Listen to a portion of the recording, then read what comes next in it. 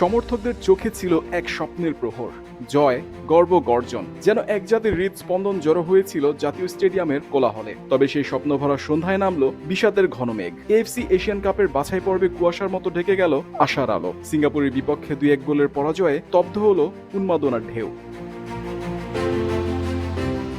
প্রথমার্ধের শেষ মুহূর্তে প্রতিপক্ষের আঘাতে 1-0 গোলে পিছিয়ে পড়ে বাংলাদেশ। দ্বিতীয়ার্ধে আরেকটি গোল কাটা হয়ে বিধে। হামজার অ্যাসিস্টে রাকিবের একমাত্র গোল এক চিলতে আলোর রেখা হয়ে এসেছিল বটে, কিন্তু তা ছিল সূর্যাস্তের আগুন রং। দর্শনীয়, তবে ক্ষণিক। শেষ বাঁশির সুরে স্টেডিয়ামের গর্জন রূপ নেয় নীরব এক দীর্ঘশ্বাসে। যা ছিল উল্লাসের আশ্রম, কিন্তু পরিণত হয় অতৃপ্ত আর্তনাদের উপাখ্যানে। হেরে যাওয়ার এই গল্প শুধু পয়েন্ট টেবিলের নয়, এ যেন এক জাতির হৃদয়ের ক্ষতচিহ্ন, যা সময়ের পাতায় লেখা থাকবে মৌন বেদনার ভাষায়। সমর্থকদের আগ্রহ, প্রতীক্ষা, উত্তেজনা আর প্রত্যাশার মেলবন্ধনে বাতাস যেন আরো প্রাণবন্ত হয়ে উঠেছিল জাতীয় স্টেডিয়ামের। সময়ের কাঁটা ধীরে ধীরে এগুচ্ছে, আর মুহূর্তের হিসাব মিলিয়ে ভক্তদের সামনে এসেছিল সেই মাহেন্দ্রক্ষণ। গ্যালারি ঢেকেছিল সাদা সমুদ্রে। সমিতের অভিষেকের অপেক্ষায় থাকা ভক্তদের আশা পূরণ হয়েছে। তার আগমন বাংলাদেশ ফুটবলে নতুন এক আশার উজ্জ্বল আলো। মাঠের পারফরম্যান্সেও ঝলক দেখিয়েছেন কানাডিয়ান প্রবাসী ফুটবলার। ডিফেন্স চেরা পাস দিয়েছেন কয়েকবার, কিন্তু সতীর্থরা সেটার ফায়দা নিতে পারেননি।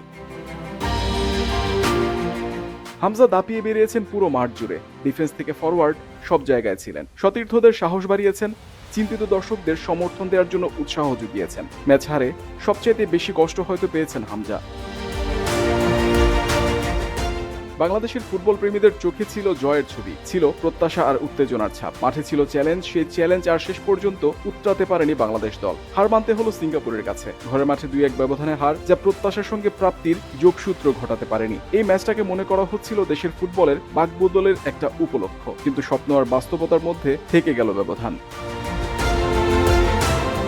কতটা আগ্রহ ছিল এই ম্যাচ নিয়ে! টিকিট পাওয়ার জন্য ছিল হাহাকার। গ্যালারিতে ছিল 21,317 জন দর্শক। এরপরও কিছু আসন ছিল ফাঁকা। দুপুর থেকে দলে দলে ফুটবল প্রেমীরা আসতে থাকেন স্টেডিয়ামের দিকে। অনেক বছর পর বাংলাদেশের ফুটবলে এমন উত্তেজনার পরশ, কিন্তু সিঙ্গাপুরের জয় সেই উত্তেজনায় ঢেলে দিয়েছে পানি। যে দলের বেশিরভাগ খেলোয়াড়ই মালয়েশিয়া ও থাইল্যান্ডের লিগে খেলেন। সিঙ্গাপুর ম্যাচেও প্রথাগত স্ট্রাইকার না থাকার অভাব আরো স্পষ্ট হয়েছে। গোল করার জন্য একজন নাম্বার 9 থাকা প্রয়োজন, যা এই ম্যাচে খুব ভালোভাবেই বোঝা গেছে। হারের এমন রাতে সান্ত্বনা আসলে নেই। জয়ের স্বপ্নে বিভোর হয়ে হার একটু তো হতাশারই বাংলাদেশের জন্য।